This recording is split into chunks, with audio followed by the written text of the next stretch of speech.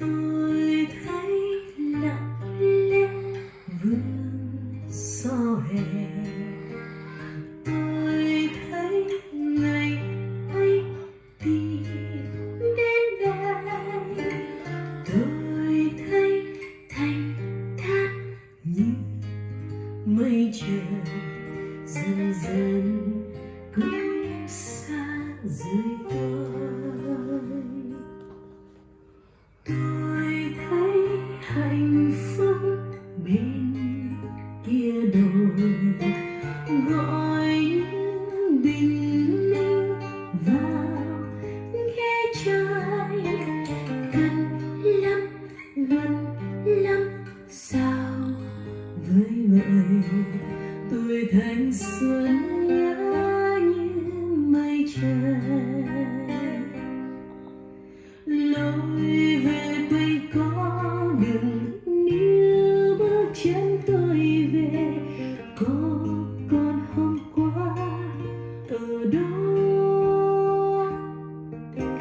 Hết ngày âu lo rồi bỗng mãi hôm nay về, thấy hoa vàng ở trên cỏ xanh, thấy yên bình giấc mơ trong lành.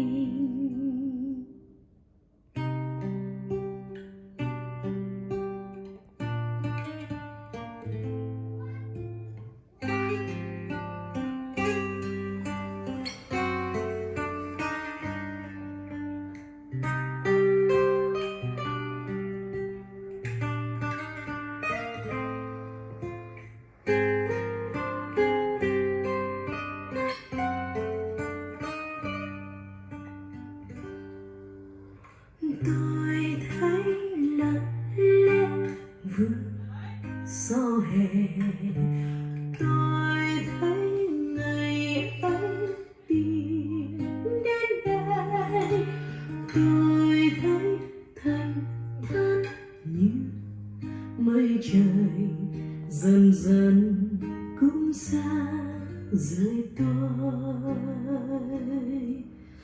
tôi thấy hạnh phúc bên kia đồi gọi những bình minh vào ghé trái,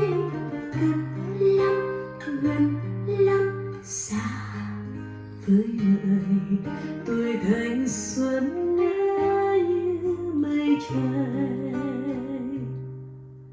Lối về quê có đường níu bước chân tôi lại, có con hôm qua ở đó.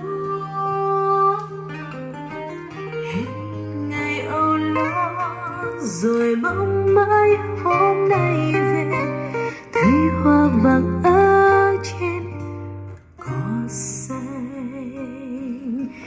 thấy yên bình giấc mơ trong lành.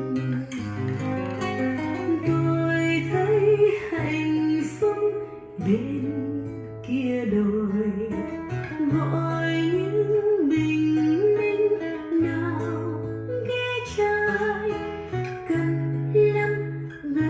lắm sao với vợi tôi thanh xuân ngỡ như mây trời.